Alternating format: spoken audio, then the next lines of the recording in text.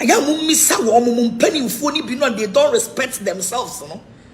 A omu betina bonten se meme betina omanim ka kire omu sade we ni ade we na meme beye no. Mo so na mo se mo ba be president adi. Empanimfo a obi ba wanim ni mo be ka ni secret amuntimi nkipu mu secrets. Mo betimi agu oman. Mum folly kibe ki mo ho. Folly kibe yourself. Opinion you can't keep secrets. You want somebody to vote for you as a president. And on my money, but when you move back home, some will be asked about that mountain. And I'm a fool in a way. I give you a honor. You are discrimination your credibility. These are West. I don't know about Agyapong a bebo video. Because I mean, you be done. But that day, I said, Mammy, we Obofour abekono. Obeka be different. Nti ye record no na si fridge ne so say oni mo we recorded you. Agyapong I'll bring it out. Maame no ka kire say oni aduro bia na ono no akomfo eni asofofo ne ma ne bo fom.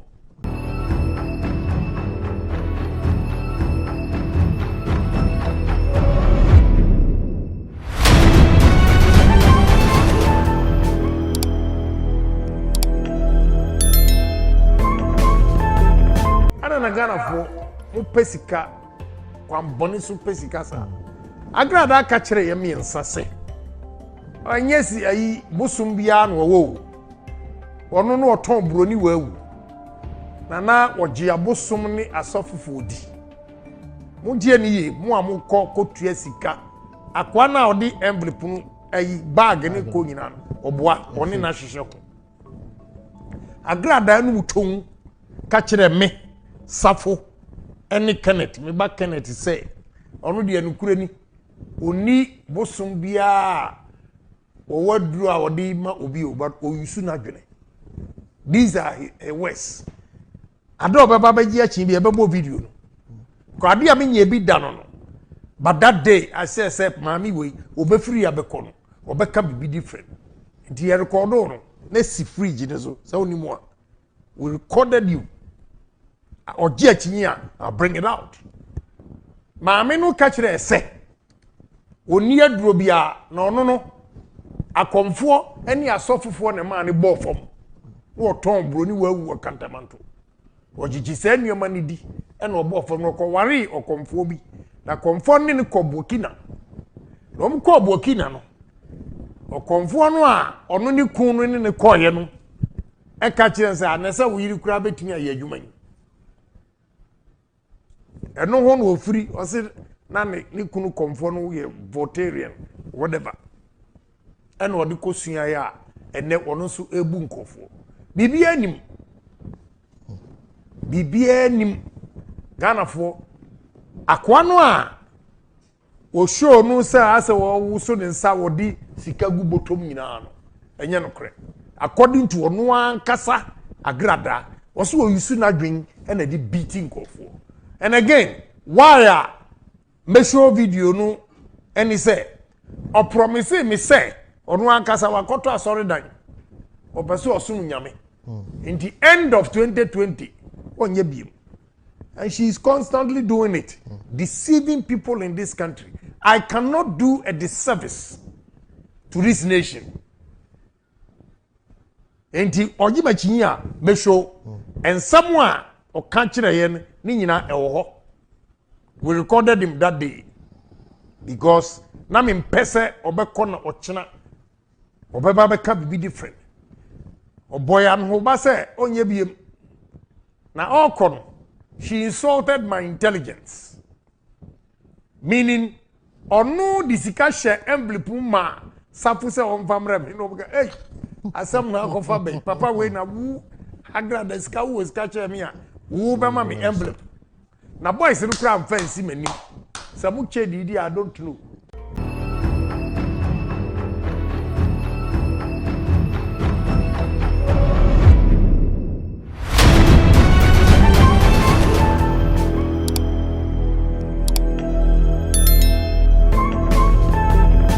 Memi bupani bi o krom ha sei I respect every penny bi okroma, including the president of Ghana and the vice and the ex-president. I respect them a lot. It was in 4 years since the country didn't penny for it. Was my ebida. Me manudru drum, but I will never do that. Me nyam fast will be free mo. I will not achieve anything from it. It's all your minister, all your president, all your MP, all your wine. Now me do obuo we ma no wan bu. And now if you were a man of God, who your penny be? Now me this respect we nyina ma. Now wan bu ho. Now it's be kotina radio station, kotina TV station. Kotina social media. Kodi matem. Now wan mume oba what the four to say me wan mume. Now kodi matem wa. Me do Jimmy no kwasi ampeni beba be ma wo social media wa baby a wo tena kan no e ho na meba nti one person me di watam no respect yourself and ma me lemu on say me koka obi me count always no ma dwen no eye money sika. I think how to get money cash yemu ye ya yeti ase die we think how to gain money. That's what I say. Se me no omo so le betena mu fia no be pebesia no me ma ofie me je besia me ma ofie me kan kire o say honorable ma misika nko didi nti se obetena ono wa mu ho na wo bedi matem a me di wani mu betwitwiri bi mu e be ye wo sesene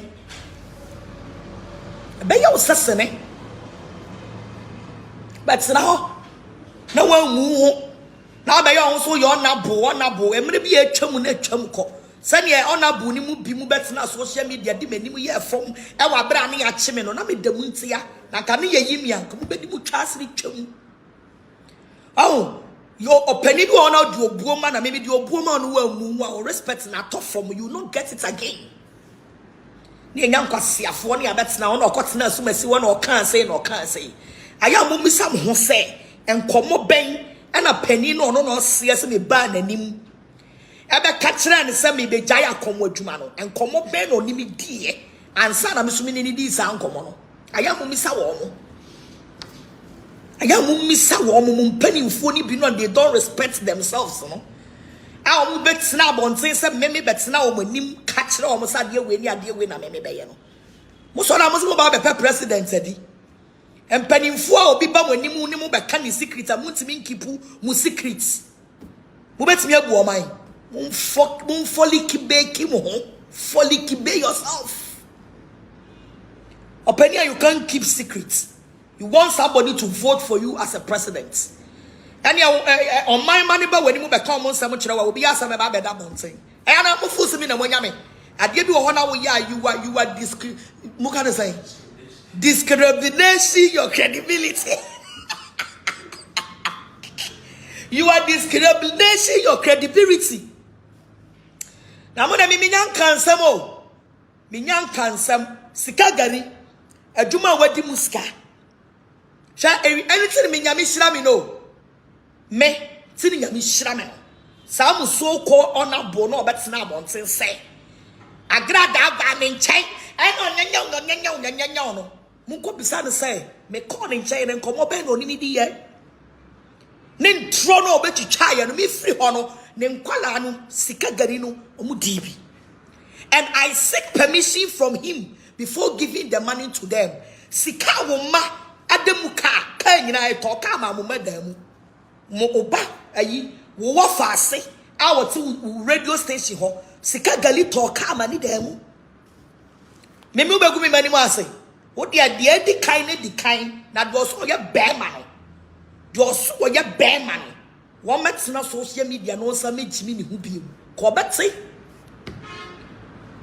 ya ba mo force Ghana for ye jimi wa o force Ghana for ye jimi pani a wuntimi nkipu secret obi ba wani na wo pani mu ka wo secret kire nipa no na nipa no so bie na kuma mu na wo tu nipa ne fo ka kire nipa ne say jai wadwuma na mema wadwuma ye go and ask him say adwuma ben na no so de be mama ye enti am promising ne say me jai madwuma go and ask him kona ko bisano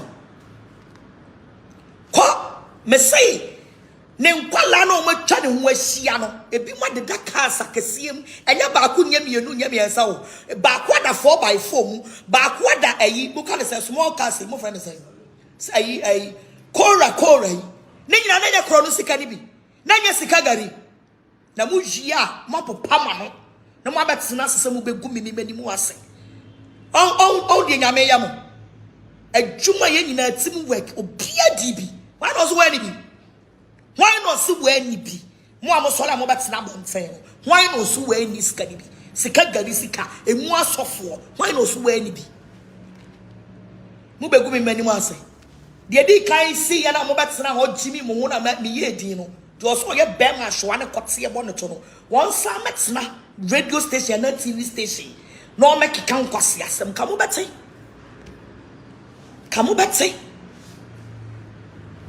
she e mo ka se Ghana for ya jimi no obi aba wani na wo pani ti se wo waka wo secret a kira kwala no na kwala no so waka kire ne se onko to ni TV station no na wo be ma na adwuma ye na kwala na ka bie na kuma mu aka no kra kire so wo adwuma no kra na enche me jai wa betena se ena nyanyam abetena so obi meto abama mo ama yɛn wadwen se